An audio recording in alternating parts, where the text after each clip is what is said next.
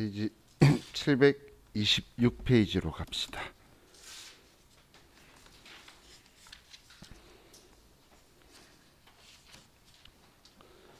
회사는 12787.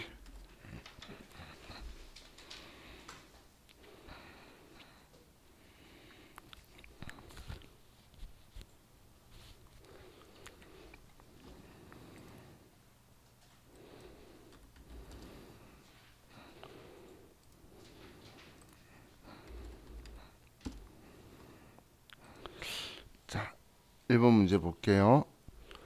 다음 고정자산을 감가상각비 조정 메뉴에서 고정자산 등록하고 미상각자산 감가상각 조정 명세서 그리고 감가상각비 조정 명세서 합계표 작성하고 세무 조정하시오. 이것까지 시키면 근데 문제가 조금 단순하죠. 스타일이 기계장치고 취득시 사용 가능할 때까지 운반비가 200만 원 있대요. 전년도에 전기에 취득했는데 취득가액이 부대비용 제외한 금액이네요. 1억 4천이. 그러면 취득가격은 1억 4,200이고 전기 감가상각 누계액이 5천만 원, 내용연수 5년, 경비구분, 업종은 제조, 상각방법, 정율법. 회사는 기계장치에 대하여 전기에 다음과 같이 세무조정하였다. 우리 감가상각비 부인액이 지금 유보로 있네요. 한도초가 난 거죠. 당기 제조원가 명세서에 반영된 기계장치 감가상각비가 5천만 원이다. 올해 회사 계상이익이 5천이란 이야기네요. 이거 이 앞에 풀었던 문제하고 비슷하죠. 자, 그럼 고정자산 등록 가서 기계장치 1번 자산명도 기계장치고 취득은 2019년 4월 25일, 기초가격은 1억 4,200만 원을 써야 되죠. 전기말 상각 누계액은 5천만 원이고 그리고 전기말 부인 누계액이 196만 8,500원이고 내용연수는 5년, 경비 구분은 제조, 업종도 제조업. 그러면 이제 여기까지는 작성했고 당기 회사 계상액은 5천만 원이다. 그럼 뭐 한도초가 이 금액만큼 차이 난 만큼 한도초가 난 거죠.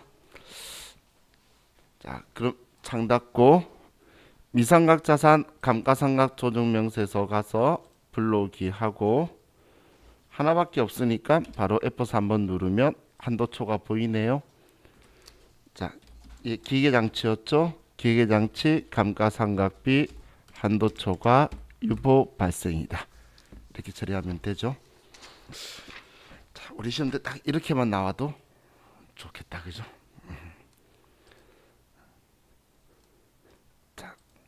그 마지막 불러오기까지 하면 정확하게 끝.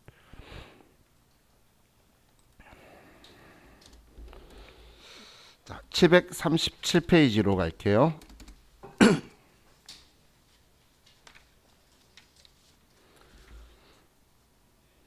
회사는 1288 737페이지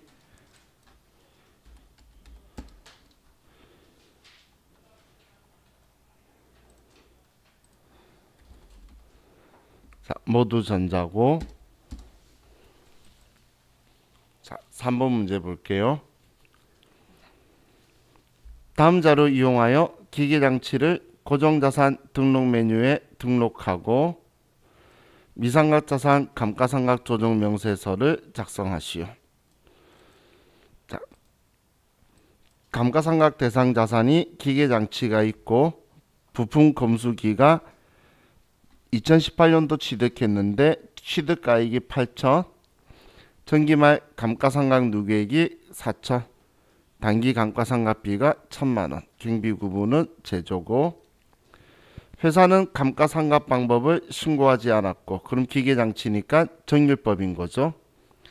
내용 연수는 5년으로 가정하고 수선비 계정에는 기계장치에 대한 자본적 지출액 1,000만 원이 포함되어 있다. 그럼 수선비 비용 처리했는데 자본적 지출액이 1,000만 원이래요. 그러면 즉시상각 의제에 1,000만 원 쓸 거고, 당사는 감면법인으로 2020년 기속 감면세액은 1,270만 원이라고 가정한다. 감면법인이래요. 올해 감면법인이라는 건 감가상각 한도만큼 범위액만큼 전부 다 감가상각 해야 되는 해란 뜻이에요. 우리가 감면세액 1,270 받는 거는 세액 계산할 때 쓰는 거니까 여기서는 필요 없는 거예요. 그냥 대상이라는 거지 이거 가지고 생각하시면 안 돼요. 얘는 쓸데없이 적어놓고 여러분한테 함정 준 거고, 세액 감면은 여기서 하는 게 아니죠. 법인세 세액조정 계산서에서 감면세액 쓰는 거고 그럼 감면법인이니까 나중에 범위액 볼 거예요.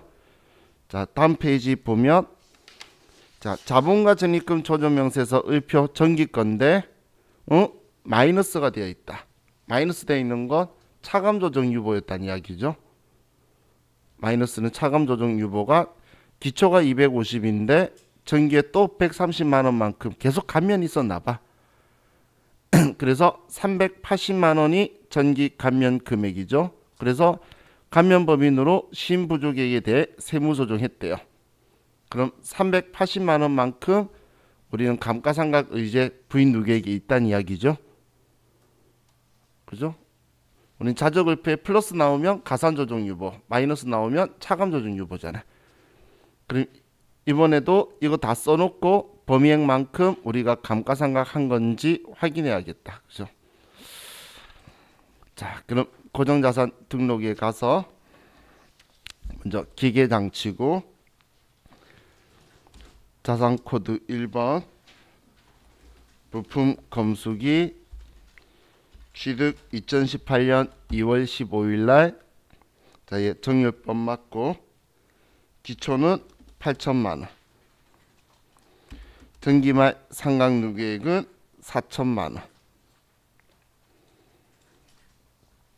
자, 그리고 양가로 이번에 즉시상각 의제가 1,000만원 있고, 자, 그리고 우리 다음 페이지 2번 자료에서 정기말 의제상각누계액이 380만원 있고, 내용 연수는 5년, 경비 구분은 제조. 자, 이렇게 하면 자, 얘 작성은 끝났죠. 자, 지금 얘 수정할 건데 사용자 수정 누르면 자, 여기 금액 올해 우리는 1,000만 원을 했죠. 자, 제가 법인세법이 생각하는 감가상각 그 회사 계상액이 어떤 거의 합의라 그랬죠. 이거하고 그것도 7번하고 그죠? 그럼 이번에 우리 회사는 2천만 원 했죠? 범위액은 얼마죠? 2,083만 6,200원이잖아. 그럼 84만 6,200원 작게 했네? 무슨 말인지 이해가시나요?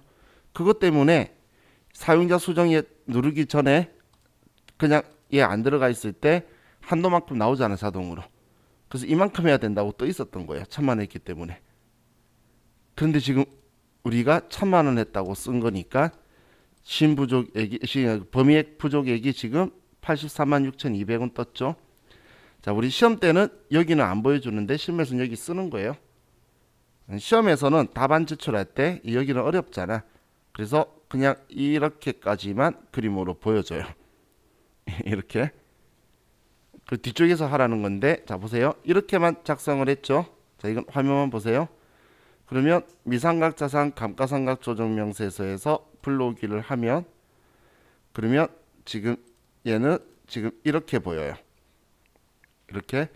그럼 이 상태에서 여러분들이 찾으려고 그러면 일단 감면했다는 건 알잖아. 감면이면 전액 다 감가상각 해야 된다는 건 알고 있죠. 앞에 이론상 이야기했었잖아. 그러면 단기 상각 시임 범위액하고 회사 계상액하고 얘 둘이 비교하는 얘를 찾아야 돼요. 여러분들은 지금 방금 그 금액을 못 찾잖아. 그 고정자산 등록에서 못 찾으면은 이걸 보고 이 금액만큼 부족액이 떴구나. 송금 산입해야 되는 건데, 만약에 얘를 찾으신 분은 여기에 83만 6,200원을 쓰는 거예요. 찾으신 분은 실질적으로 써야 정상인 거예요. 실무에서는. 시험에서는 이것까지는 원하지 않는지 답에 제시 안 돼 있어요. 심지어는 이 그림도 블록이 하면 원래 얘가 떠요. 떠서 이 금액을 처리하면 되는데, 근데 얘 안 뜨게 여기만 보여줘요. 그래서 그림도 이렇게만 보여줄 거니까, 그러면 여러분들이 지금 여기 안에서 금액을 찾아내야 된다는 이야기예요. 범위액에서. 그럼 84만 6,200원 송금 산입 지금 범위액만큼 부족한 부분 찾았죠? 감가상각 의지할 거. 그럼 F4 한번 조정 등록해서 가서, 자, 얘는 우리 지금 다른 회차들도 할 때 감가상각비 기계장치라고 하고 있었으니까 그냥 감가상각비 기계장치 이번에 83만 6,200원 유보 발생. 나중에 회사가 하면 이제 추인해 줄 거잖아. 얘는 송금 산입 감가상각비 기계장치 유보다. 이렇게 나와야 되는 거죠. 이게 감가상각 의제 방법이다라고 보시면 돼요. 그래도 한번 보고 나니까 감가상각 의제가 어떤 건지 느낌이 조금 더 오시죠? 그렇죠? 자, 이렇게 하면 이제 우리 교재에 있는 감가상각 조정 명세서 문제는 저와 같이 다 봤어요. 자, 다시 컴퓨터 회사 9200번으로 오고, 자, 우리 컴퓨터를 보시면 지금 제가 외화자산까지 왔다가 고정자산 등록으로 갔죠. 고정자산 등록으로. 지금 기부금 안 갔죠. 기부금으로 바로 안 간 이유가, 기부금은 한도 계산하는데, 한도 계산할 때 지금까지 우리 F3번 눌러서 조정 등록했던 게 이 소득금액 조정할게표의 간편 메뉴였잖아. 지금까지 우리 조정한 거 전부 다 여기 다 들어온 거죠. 그러면 여기에서 조정한 이 금액들 있죠. 가산조정, 차감조정. 이 금액들을 반영을 해서 그 금액 반영된 값 가지고 한도 계산에 들어가요. 그럼 이 작업을 전부 다 해야지 된다는 이야기예요. 그래서 지금까지 저와 같이 본 건 소득금액 조정 합계표에서 세무조정하는 세무조정을 본 거예요. 왜냐면 우리 가산조정, 차감조정이 세무조정이라 그랬잖아. 그럼 기부금 한도 초과나 이월액 송금 산입하는 것도 세무조정은 맞는데 여기서 안 해요. 왜냐면 순환 논리에 빠지잖아. 이거 가지고 한도 계산하는데 여기 또 집어넣으면 또 한도 계산 다시 해야 될 거니까. 그래서 여기에서 조정 안 하는데, 지금까지 우리가 했던 거는 수익금액 조정하고 과목별 세무조정, 여기 서식에 있는 조정만 했고, 이제 여기에 없는데 세무조정해야 되는 것 가지고 소득금액 조정 합계표 문제로 나올 거예요. 어떤 말인지 이해가시죠? 그래서 자, 우리 교재에서 바로 기부금으로 안 가고, 자, 우리 교재 책에는 조금 마음에 안 들게 문제가 나와 있는데,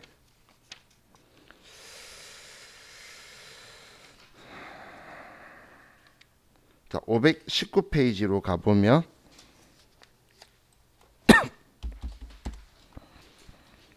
소득금액 조정 합계표 문제가 있죠. 519페이지. 그래서 자, 여기에서 우리가 해야 되는 사항들, 과목별 세무조정 아닌데 법인세법이 생각하는 거하고 회계기준이 생각하는 거하고 차이가 있겠죠. 그 조정해야 되는 것들을 제가 설명을 드릴게요.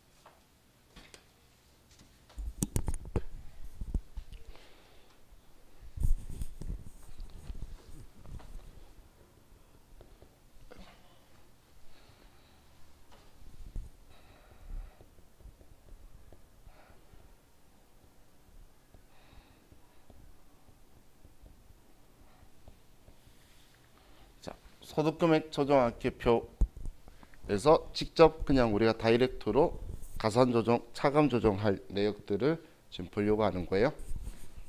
자, 첫 번째 여러분들이 기억하셔야 될 게 자동 추인되는 항목 있죠.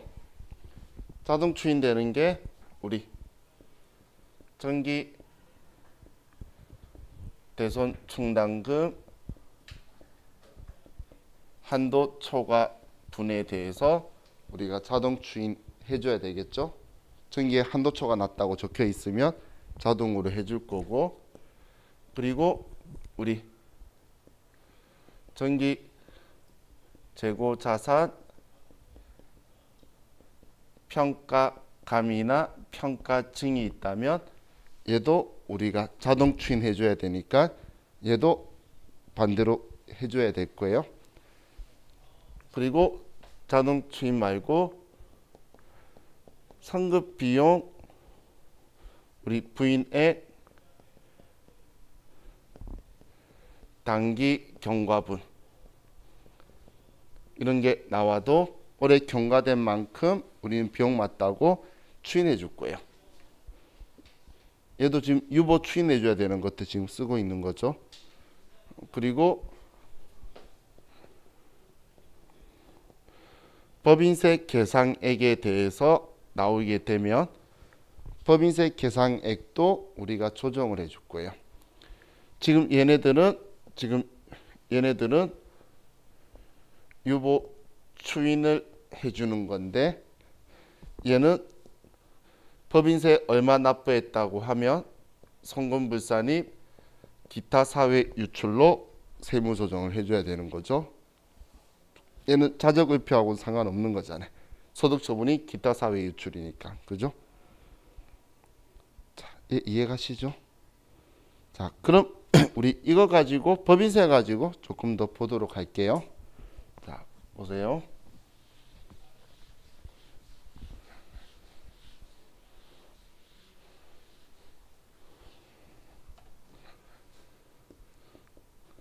자, 법인세를 납부를 해요. 그러면 법인세 납부하는 건 얘가 방금 송금불산이 기타 사회 유출로 처리한다라고 했죠. 그런데 이 법인세가 그러면 우리가 과오납이 생겨서 얘가 자기의 과오납분 환급이 발생하게 되면 납부할 때에 비용 인정 안 했잖아. 그러면 돌아왔을 때에 입금으로 처리하면 안 된다는 거예요. 그죠? 그래서 과오납분 환급이 발생하면 입금 불산입이고, 그러면 법인세 과오납부 환급이나 이렇게 써주고 나서 소득 처분은 얘는 유보가 아니겠죠? 자감 조정이라서 기타로 조정할 거예요. 그런데 과오납분에 대한 환급액이 발생하면 우리는 환급 가산금도 받을 거예요.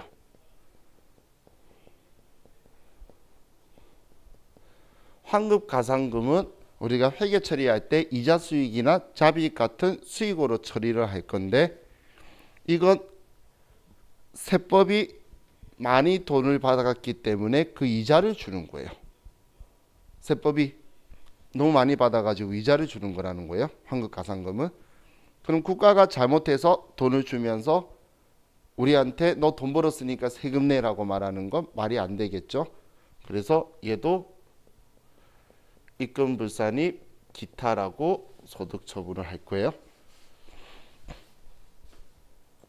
자, 그럼 재산세를 납부를 해요. 재산세 납부하는 거는 우리 법인세법은 송금으로 인정을 해요. 그죠? 그래서 세금과 공과나 비용으로 처리했을 때 얘를 그냥 우리 세무조정 없이 그대로 두는 거예요. 재산세, 우리 보유 관련된 세금은 문제 없었죠. 세금과 공과 명세서 할 때. 그럼 이 돈이 뭐 차기든 언제든 과오납분이 환급이 되게 되면 얘는 나갈 때 비용 인정했기 때문에 들어오면 입금으로 인정해서 자비익이나 아니면 수익 처리하게 되면 그러면 얘는 그냥 입금으로 인정하기 때문에 조정이 없다는 이야기예요. 얘는 간단하게 단순하게 이렇게 생각하시면 돼요. 낼 때 송금 불산입은 돌아와도 입금 불산입인데 납부할 때 송금 산입된 거는 돌아와도 입금 산입이라는 거예요. 그렇기 때문에 낼 때 비용 처리한 거 인정했고 돌아올 때 수익 처리하면 오케이 인정한다는 이야기예요. 하지만 재산세 과후납분에 대해서 환급 가산금이 발생을 할 건데 그럼 이 재산세에 대해서 환급 가산금도 돌아왔을 때 그럼 입금으로 인정해야 되나요? 얘 성격이 뭐라 그랬어? 국가가 돈 많이 받아가서 지금 우리한테 이자 주는 거라 그랬잖아. 그럼 얘를 가지고 세금 더 내라고 하면 안 되겠죠?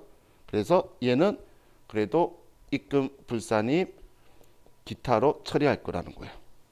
그래서 얘네들 세트로 나올 거예요. 이렇게 세트로 나오게 되면 얘만 나왔을 때는 둘 다 세무조정해 줘야 되고 얘가 나왔을 때는 환급 가산금 부분에 대한 것만 세무조정해 줄 거라는 거예요. 지금 무슨 말인지 이해가시죠? 어떤 세금이냐에 따라서 소득에 관련된 건 낼 때 송금불산입이니까 돌아와도 입금불산입. 하지만 보유에 관련된 건 낼 때 송금산입, 돌아올 때 입금산입이라서 우리는 수익 처리하면 문제 없다는 거예요. 그럼 뭐 회계처리 개정 과목이야 전기 의료 수정이익이든 자비이익이든 뭐든 수익 처리했을 때 지금 이야기하는 거죠. 자, 먼저 이거 하고 자, 다음 또 우리 생각해 볼게.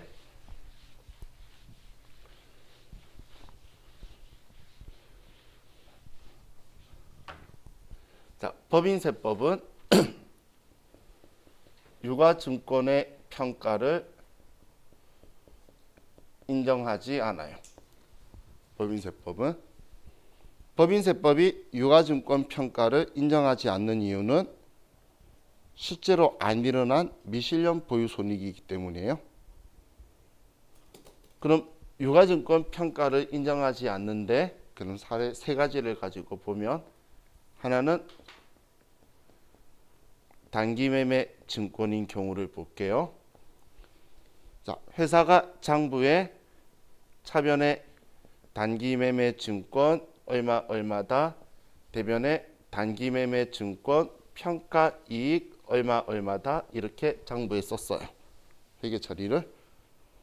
자, 그럼 세법은 지금 이거에 대해서 인정할 거냐라는 건데 세법은 실제 안 일어난 거잖아. 그런데 너 돈 벌었으니까 세금 내라고 하는 건 말이 안 되겠죠. 그렇기 때문에 얘를 인정 안 할 거라는 거예요. 그럼 얘의 성격은 수익인데 얘 인정 안 하니까 취소하라는 거고 단기매매 증권의 성격은 자산이죠. 자산 인정 안 하니까 올리지 말고 다시 원상복귀 시켜라는 거죠. 자, 얘부터 먼저 생각해 볼게요. 자산을 감소시켜야 되는 차이가 나는 거 소득 처분이 뭐였죠?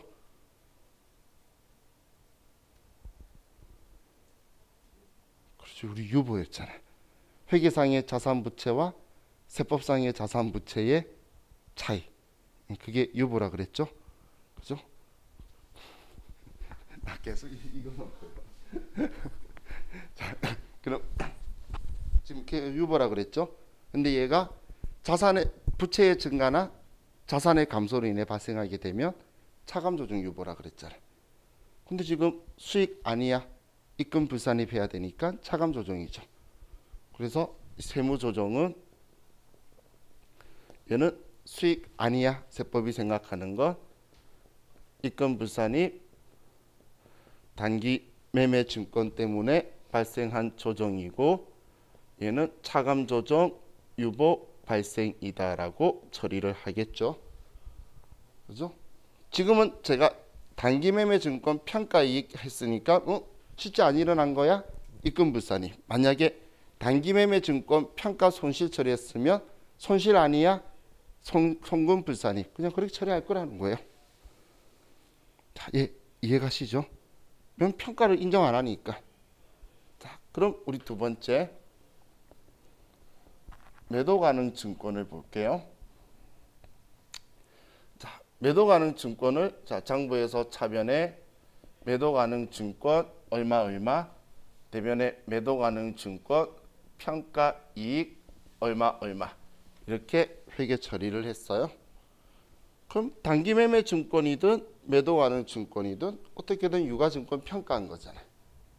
그렇기 때문에 세법에서 인정 안 하는 건 똑같은 거예요. 자, 그럼 자, 조정을 해보면 자, 이번엔 거꾸로 가볼게요. 자, 매도 가능 증권 높이지 말라는 이야기죠. 인정 안 하는 거니까 높이지 말라는 거죠. 그래서 자산을 줄여라가 지금 차감 조정 유보라 그랬죠. 그러면 얘가 차감 조정 유보 발생이 될 건데 이 유보들 없어지는 거는 이 유가증권 처분할 때 추인할 거예요. 처분할 때. 자, 그럼 얘가 지금 일어난 게 매도 가능 증권 얼마 이것 때문에 일어났죠. 자, 차감 조정 유보면 세무 조정은 뭐죠? 송금 산입이나 차감 조정이니까 입금 불산입이겠지. 그럼 송금 산입이나 입금 불산입이다라고 써야 되는데 자, 여기서 생각해 볼게요. 자, 얘 매도 가능 증권 평가 이익의 성격이 뭐죠? 자본이죠. 얘는 기타 포괄 손익누계액이잖아. 그럼 지금 얘 성격은 자본인데 지금 얘 수익 아니야라고 말한 게 말이 되나요? 얘는 지금 수익 처리했기 때문에 입금 불산입 처리한 건데 얘는 지금 수익이라고 처리한 적이 없어요. 장부에. 손익계산서에 들어오지 않았다는 이야기예요. 그런데 입금 불산입이라고 말하는 건 말이 안 되죠. 그것도 송금산입 또 도둑 말 안 되잖아요. 근데 지금 자산을 높이지 말라고 하는 건 해야 될 거잖아요. 자산의 차이는 발생했죠. 장부상 올려버렸잖아요. 그래서 얘를 바로 역조정해 줄 거예요. 입금 불산입이었으면 반대로 송금 불산입. 조정이 2개 들어간다는 이야기예요. 얘 2개 들어가는 이유가 얘가 수익이 아니라서 매도 가능 증권 평가 이익 때문에 얘가 들어왔는데 이 차이가 지금 회계가 지금 자본을 건드렸죠. 그래서 소득 처분이 기타가 되는 거예요. 그래서 매도 가능 증권의 평가에 대해서 세무 조정은 2개 들어가야 돼요. 세트로. 만약에 평가 손실이었으면 우리는 가산 조정 유보로 들어갔을 건데 평가 손실이었다면 그런데 가산 조정했는데 비용 처리한 게 없잖아. 송금 보장한 게 없죠. 그러면 바로 역조정 해줘야 돼요. 그래서 이거 가지고 이제 제가 쉽게 하는 표현이 뭐냐면 자, 우리 회계 1급 세무 2급 때 생각 한번 해볼게요. 단기 매매 증권 보다가 매도 가는 증권 보니까 평가할 때 우선 상계해야 되고 처분할 때도 얘 없애야 되고 귀찮았죠. 마지막 세무 조정까지 매도 가는 증권은 귀찮았다고 기억하세요. 그래서 2번 하더라. 단기 매매 증권은 단순하게 수익 비용이니까 한 방에 수익 아니야 비용 아니야인데 매도 가능 증권은 마지막 법인세 때까지 얘가 귀찮게 하더라. 뭔가 딸려오더라 생각해서 그냥 반대로 역조정해 주더라고 기억하시면 돼요. 입금 산입이었으면 송금 산입, 입금 불산입이면 송금 불산입 이렇게 해서 수익 비용 처리한 적이 없기 때문에 2번 조정 들어와야 되는 거예요. 이해가셨죠? 오케이? 자, 2번 해야 되는 거 기억하셔야 돼요. 자, 그래서 단기 매매 증권 나오면 좋고 매도 가능 증권 나오면 2번이다라고만 단순하게 생각하면 좋은 거예요. 그리고 차이가 자본 기타 포괄 손익누계액 때문이다라고 생각나면 자본 건드면 기타라 그랬잖아요. 그렇죠? 자, 그럼 세 번째는 만기 보유 증권을 볼게요. 자, 만기 보유 증권은 자, 우리가 평가할 때 상각 후 원가법을 가지고 평가를 하죠. 그럼 상각 후 원가법 평가하는 게 우리 사채할 때 제가 이야기했었잖아요. 사채를 산 회사 입장에서 장부에 회계 처리를 하면 만약에 할인 발행했던 걸 샀어요. 그럼 대변에 이자 수익 그리고 차변에 예를 들어 보통 예금으로 돈을 받는데 내가 실제로 이자 받는 건 액면 이자를 받아요. 예를 들어 10만 원을 받았어요. 그런데 이자 수익으로 처리하는 건 유효 이자를 인식해야 되죠. 그래서 유효 이자가 13만 원이 생긴 거예요. 그러면 차이 나는 3만 원만큼이 사채 발행한 사람은 사채 할인 발행 자금 상가액이고 그 상가액만큼 차변의 만기 보유 증권을 높여주는 거죠. 이렇게 높여주는 게 상가후원가법이잖아요. 그래서 만기 보유 증권의 금액에서 사채 발행한 사람이 사채 만기가 되면 할인 발행 자금이 다 사라져서 액면가가 남는 것처럼 얘도 싸게 주고 샀다가 만기 되면 액면가가 되어서 돈 받고 만기 보유 증권 주는 거잖아요. 이게 상대방의 회계 처리죠. 그럼 지금 얘 이야기한 이유가 자, 이 만기 보유 증권 올린 이 3만 원 있죠. 이만큼 실제 돈 받은 건가요? 우리 돈 받은 건 10만 원 받았잖아. 10만 원 받은 거에 대해서 세금 내는 건 맞는데 3만 원은 지금 받은 게 아니죠. 그런데 대변에 이자 수익 처리했잖아. 우리 실질 과세 원칙이라는 표현을 제가 지나가다가 한 번씩 이야기하죠. 실제 돈 벌어야지 세금 부과한다는 거예요. 얘는 실제 돈을 안 벌었기 때문에 세금 부과하면 안 되겠죠. 세법은 10만 원만 생각하고 있는 거지 3만 원은 인정 안 한다는 이야기예요. 그렇기 때문에 얘도 바로 조정을 하면 이만큼 3만 원만큼 수익으로 인정하네. 입금 불산입 만기 보유 증권 3만 원. 얘는 만기되면 이 돈 다 받을 거냐 실제로. 그래서 그때 추인해 줄 거예요. 그래서 차감 조정의 유보 발생이 되게 될 거예요. 그럼 유가증권의 평가는 우리가 쓰는 지분법 적용 투자 주식 하나를 제외하고는 전부 다 여러분들이 생각할 수 있겠죠. 지분법 적용 투자 주식도 인정 안 할 거예요. 근데 걔는 나올 일이 없으니까. 그럼 유가증권의 평가는 전부 다 법인세법은 인정하지 않는다. 이렇게 기억하시면 좋겠어요. 기억할 수 있겠죠? 네. 네.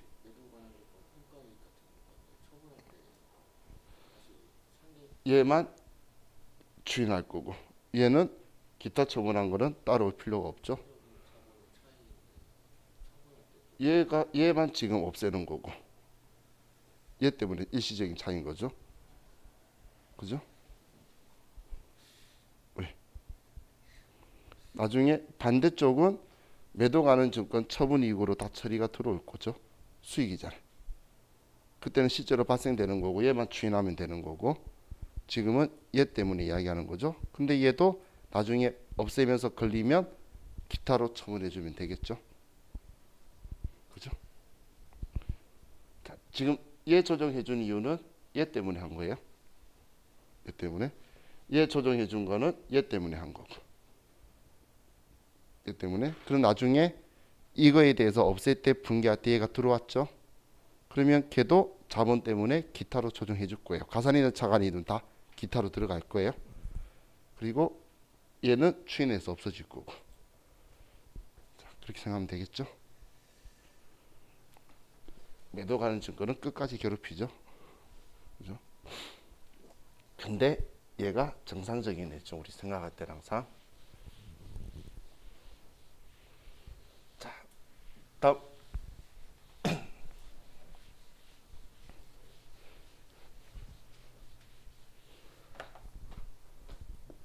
자, 이제 국고보조금.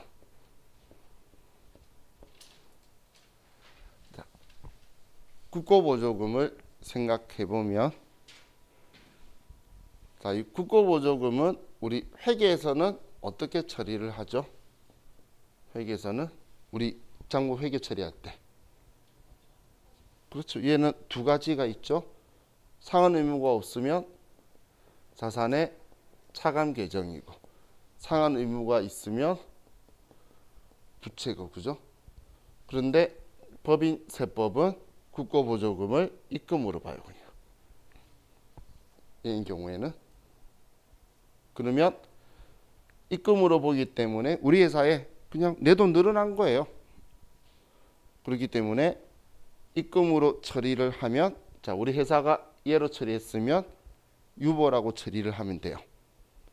그런데 시험에서는 꼭 얘를 이걸로 처리를 안 하고 자본 조정으로 처리를 할 거예요. 왜 자본 조정을 처리하는지 어디서 생긴 근본인지는 모르겠는데 꼭 얘로 처리를 하더라고. 그러면 어떻게든 입금으로 처리를 안 했다는 거죠.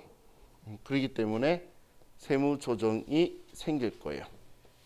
입금산입, 국고보조금, 그리고 얘는 자본조정 처리했다면 기타로 처리할 거고,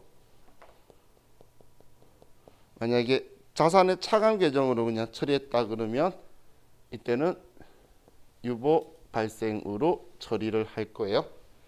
자, 그런데 자, 이거에 대해서 회계에서도 이 돈 내 돈인가요? 내 돈 아니죠. 그러면 감가상각할 때 얘는 입금으로 본다는 건 내 거라고 보는 건데, 감가상각할 때마다 얘 차이가 발생할 거잖아. 그럼 그때마다 추인하는 건 귀찮겠죠. 그것 때문에 이렇게 입금으로 하는데 이걸 한 방에 감가상각을 할 수가 있어요. 그걸 일시상각이다라고 하거나 아니면 압축상각이라고 하는데, 입금으로 처리했다가 한 방에 일시상각해서 이 금액을 다 날려서 송금산입 시켜버리는 거예요. 감가상각한 걸로. 그러면 순수하게 우리 회사가 부담한 돈만 남게 되겠죠. 이것 때문에 우리가 그 회계 처리하거나 할 때에 문제 보면 이런 표현이 있죠. 국고보정 문제 보면 일시상각 충당금 대상이 아니다, 그걸 고려하지 않는다, 이런 표현들이 적혀 있는데, 그 이유가 국고보조금을 전부 다 그냥 한 방에 없애버리고 우리 부담액만 가지고 처리하는 행동을 할까봐 그러지 말라고 하는 거예요. 왜냐하면 실무에서는 입금 산입을 한 방에 감가상각 송금 산입으로 집어넣어 버리면 세무 조정 안 하고 우리 것만 처리해도 되거든.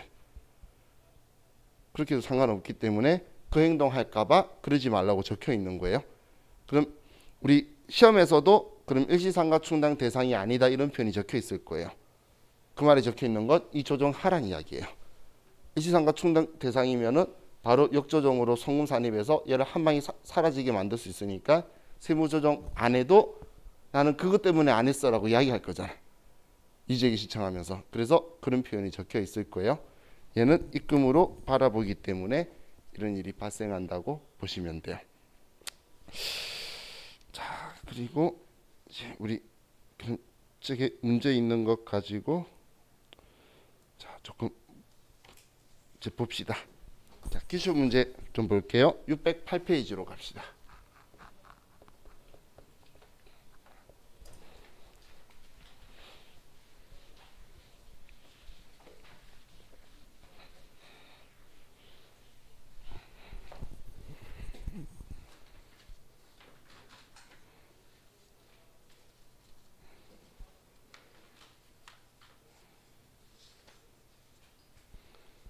자, 608페이지 4번 문제에 자, 다음 자료를 이용하여 소득금액 조정합계표를 완성하시오.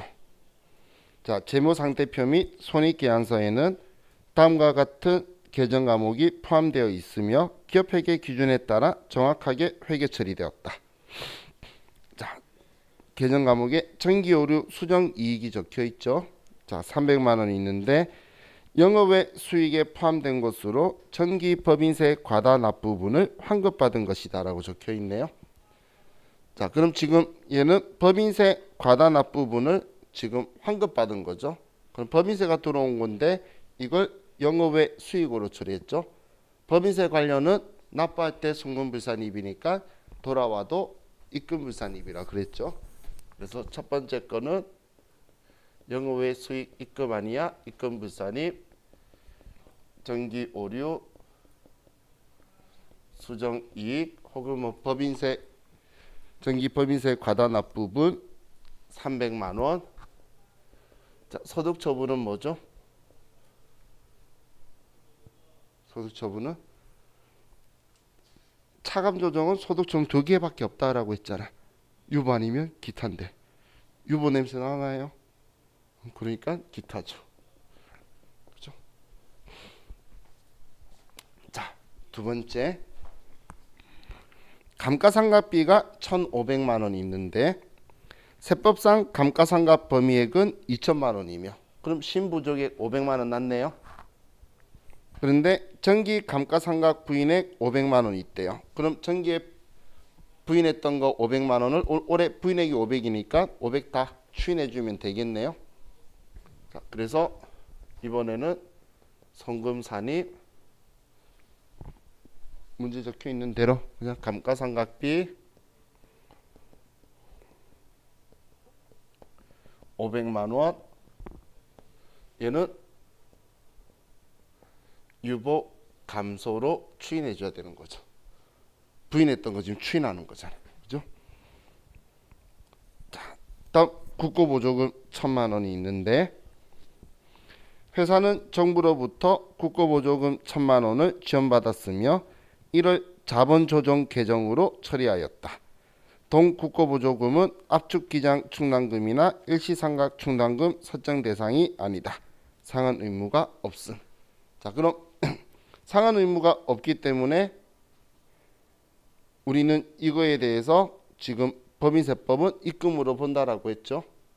그럼 입금으로 볼 건데 회사는 지금 얘를 무슨 근본인지 모르면 얘 문제만이 아니라 나올 때마다 계속 자본조정을 하더라고. 그래서 제가 근본 모르겠는데 자본조정이래. 그럼 얘를 입금으로 우리는 볼 거고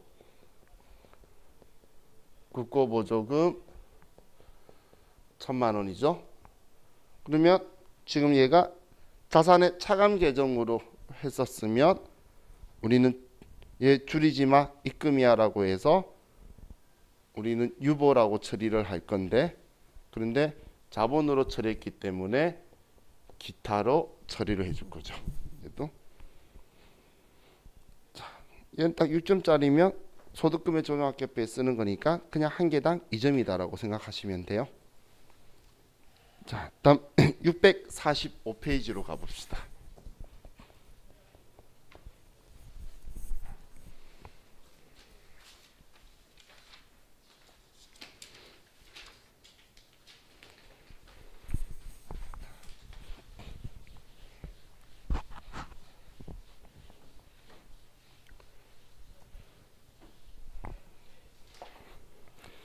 자, 1번 국민은행으로부터 장기차입금 1300만 원을 출자 전환하여 다음과 같이 회계 처리하였으며 출자 전환 시 주식 시가총액은 1000만 원이다.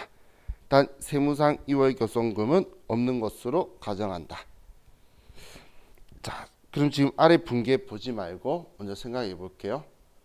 우리 회계 기준에서 얘 회계 처리한다면 자, 얘는 지금 주식 발행 초과금이 나오는 상황인가요?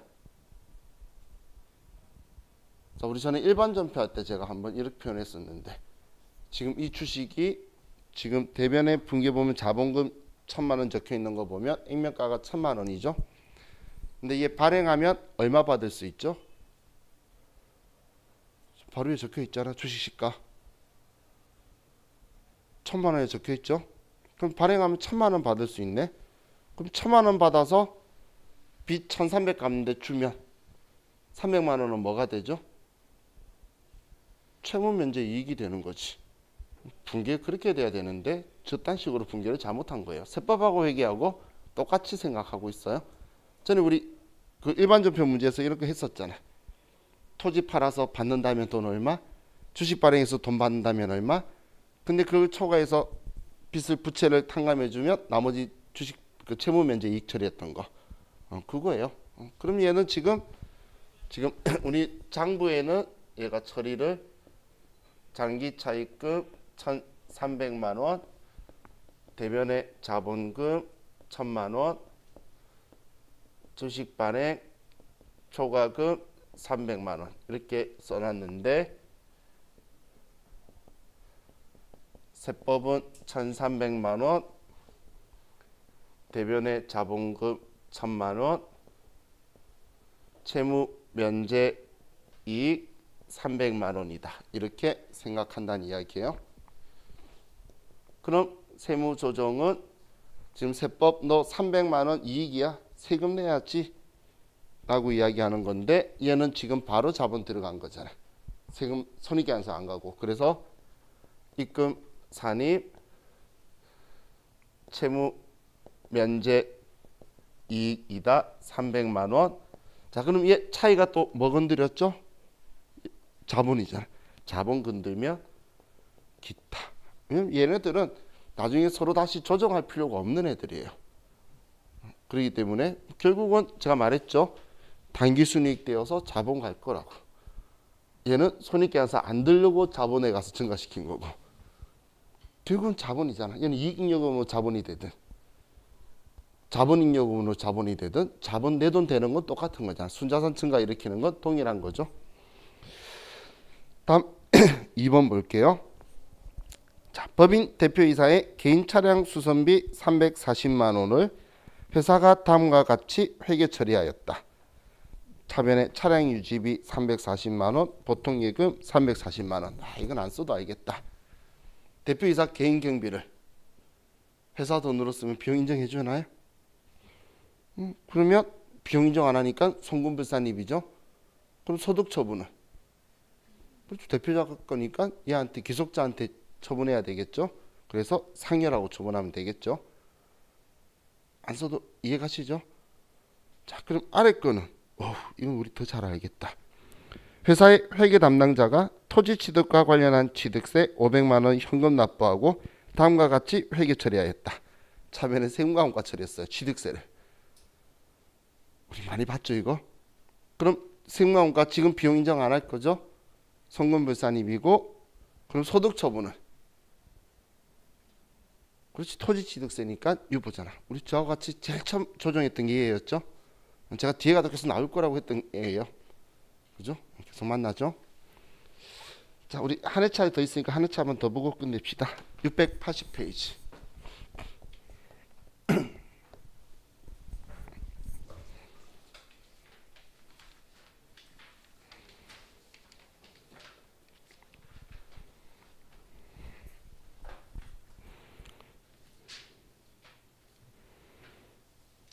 자, 4번 문제예요. 첫 번째 법인세가 1350만 원 있대요. 이거 어떻게 하라고 적어놓은 거야? 송금불산이 기타사 유추 처리하라고 적어놓은 거예요. 이해가시죠? 두 번째 퇴직급여가 4천만 원이 있는데 임원에 대한 퇴직금으로 규정 없이 지급한 금액으로서 법인세법상 임원 퇴직금 한도액은 3,500만 원이다. 지금 이 말은 500만 원 퇴직급여 한도초가 났다는 이야기죠. 이해가셨죠? 그러면 임원 퇴직금 한도초가 송금불산입이잖아요. 그럼 소득처분은 이거 누가 가져갔어? 임원이니까 상여. 우리 퇴직급여 총납금 조정명세에서 하면서 같이 이야기했던 부분 중에 하나죠. 안 써도 되겠네. 자, 감가상각비가 있어요. 자, 얘는 잘 생각해 보세요. 생각해. 자, 내일 업무용 승용차 혹시 모르니까 알려드릴 건데 업무용 승용차는 법인세법이 생각하는 송금의 인정 범위가 있어요. 상각액도 800만 원 한도로 5년간 정해법으로 해서 4천만 원까지 감가상각비를 인정해 주는데 회사가 작게 하게 되면 송금 산입을 해요. 범위 안에서. 근데 차가 꼭 4천만 원짜리 차는 아니겠죠. 예를 들어서 뭐 7천만 원짜리 차였다. 3천만 원짜리 차다. 그럼 600만 원이 있고 5년간 정해법을 할 거니까 3,500짜리면 700만 원이고 그렇겠죠. 그럼 지금 얘는 지금 감가상각비가 500만 원인데 업무용 승용차로서 감가상각 범위액이 700만 원이래요. 700만 원이 범위액인데 지금 500만 원만 한 거죠. 200만 원 송금 산입하는 거예요. 이해가시죠? 범위액만큼. 범위액 초과했으면 한도 초과 송금부 산입 처리할 거고 범위액이 미달하면 송금 산입 시켜줄 거란 이야기예요. 지금 얘는 업무용 승용차니까 가능한 거예요. 그럼 얘 결국은 회계 처리하겠죠. 그래서 유보 발생으로 차감 조정 유보 발생으로 처리할 거예요. 송금 산입. 다음 마지막에 지급 임차료가 있네요. 자, 700만 원의 전액 대표이사 사택에 지출됐대요. 우리 지금 이제 이거에 대해서 생각 못할 분 아무도 없으시죠? 대표이사 개인적으로 썼으니까 송금불산이 상여라고 처분하면 되겠죠. 자, 지금 이런 방식으로 소득금액 조정 합계표 문제도 나오고, 자 우리 내일은 자와 같이 방금 이야기했던 업무용 승용차는 지금까지 문제 나온 적은 없는데, 지금 컴퓨터 메뉴 보시면 그 과목별 세무 조정의 제일 아래에 보면 우리 업무용 승용차 메뉴가 있죠. 그래서 혹시 나올 줄 모르니까 별거 아니에요. 엄청 쉬워요. 그래서 800, 1500 한도 안에서 컴퓨터가 계산 다 해줄 거예요. 그럼 우린 조정만 하면 되는데, 뭐 나오면 땡큐 하면서 그냥 받아 먹을 수 있는 거라서 하는 법 알려드리고, 그리고 이제 기부금하고 그 끝나면 이제 저와 같이 이제 세액 조정하는 거 할 거예요. 왜냐면 소득금액 조정학교표에서 하는 건 끝내고, 이제 기부금에서 소득금액 조정학교표 마지막 마무리 조정하고, 그러면 이제 법인세, 과세표준, 세액신고, 세액계산서에서 이제 세무조정하는 거 하면, 그 다음에 이제 세액공제, 감면세액, 최저한세 이런 거 하면 우리 준도 거의 다 끝나니까 이제 조금만 힘내시면 될 것 같아요. 자, 오늘 고생 많으셨고 저희 내일 뵐게요. 수고하셨습니다.